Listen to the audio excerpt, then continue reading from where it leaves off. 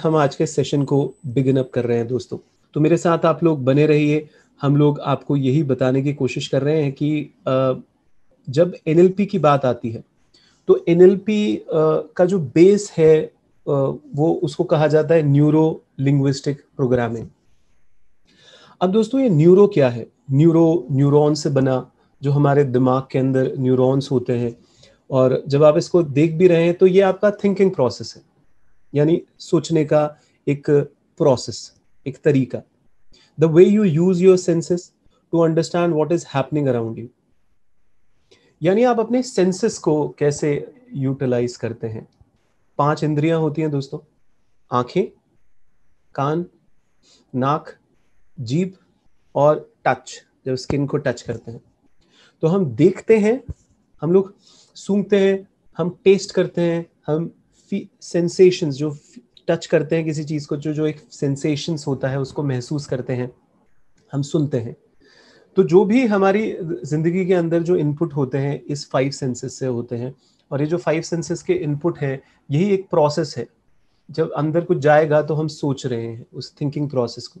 The way you use your senses to understand what is happening around you. हम कहते हैं ना कि वो कितना अच्छा है, कितना बुरा है। देखा है ना, कितनी अच्छी सुगंध है, कितनी बुरी सुगंध है, बहुत ज्यादा स्मेल आ रही है, आप ऐसे कहते होंगे। तो वो जो आप सांस लेते हैं उससे आप एक प्रोसेस में आते हैं। आप इसको समझिएगा बेसिक। आपको तो कितना मुलायम है, कितना खुरदुरा है, किसी को टच करके बताते हैं, कितना खट्टा है, कितना मीठा है।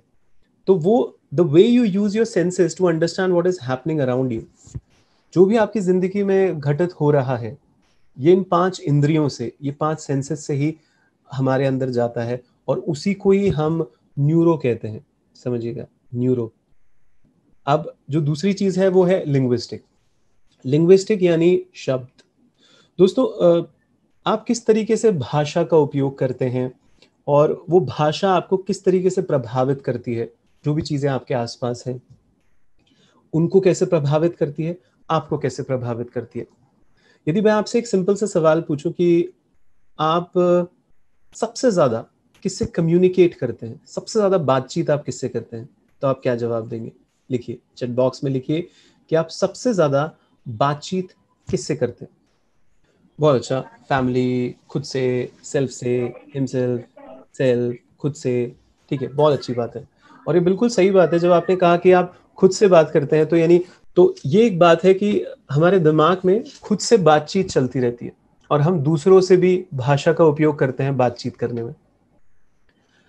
आपने ऐसे कभी देखा है कि कोई एक इंसिडेंस घटता है और आप एकदम से ऐसे बोलते हो कि वाट लग गई, एकदम से वाट लग गई? हो सकता है कुछ लोगों की भाषा जो वाट लग गई वो कुछ और हो, कितना बुरा दिन था, बैंड बज गई।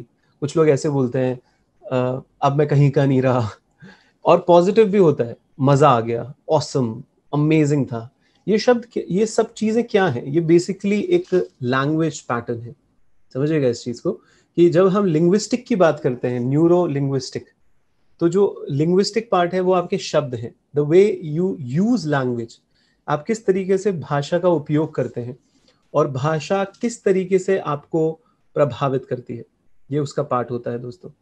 कि भाषा किस तरीके से आपको प्रभावित करती है और आप भाषा को किस तरीके से यूटिलाइज करते हैं। तो आप निरंतर खुद से कैसे बात करते रहते हैं? आप जब दूसरों से बात करते हैं तो आप किस तरीके की भाषा का उपयोग करते हैं? क्योंकि न्यूरो लिंग्विस्टिक, न्यूरो के अंदर हमने बोला 5 इंद्रियां, थिंकिंग प्रोसेस, कैसे जो ये सेंसेस हैं वो आप यूज करते हैं किसी को समझने के लिए, और जो आपके आसपास घट रहा है उसको समझते हुए। और फिर हमने बोला लिंग्विस्टिक, यानी वो शब्द, वो शब्द, वो जो कम्युनिकेशन चलता रहता है। और आपने कहा, और मैं आपको बता भी दूं कि मैक्सिमम कम्युनिकेशन तो हम खुद से ही करते हैं, निरंतर हम खुद से बात करते रहते हैं। तो जब हम खुद से बात करते हैं तो हम किस तरीके की भाषा का उपयोग करते हैं, उसके प्रति थोड़े से अवेयर होइए और समझिए इसको। प्रोग्रामिंग की बात होती है तो प्रोग्रामिंग वो बिहेवियर पैटर्न है। हाँ दोस्तों, क्योंकि कोई भी, जो भी हम लोग आइडिया, एक्शन लेंगे, उसका जो ऑर्गेनाइज्ड वे होगा, जो प्रोड्यूस करेगा कोई एक्सपेक्टेड और अनएक्सपेक्टेड रिजल्ट्स, उसको हम एक प्रोग्रामिंग कहते हैं, सेट ऑफ इंस्ट्रक्शन कह सकते हैं आप। कि अब जैसे हम लोगों ने सोचा, थिंकिंग प्रोसेस को बनाया, 5 सेंसेस से कुछ अंदर गया, हम लोगों ने उसको कोई ना कोई मीनिंग दिया, मीनिंग देके हमने उसको कोई भाषा दी, और उस भाषा, उस मीनिंग, उस प्रोसेसेस का एक प्रोग्रामिंग बन गया, एक बिहेवियर पैटर्न बन गया। तो समझ पा रहे हैं?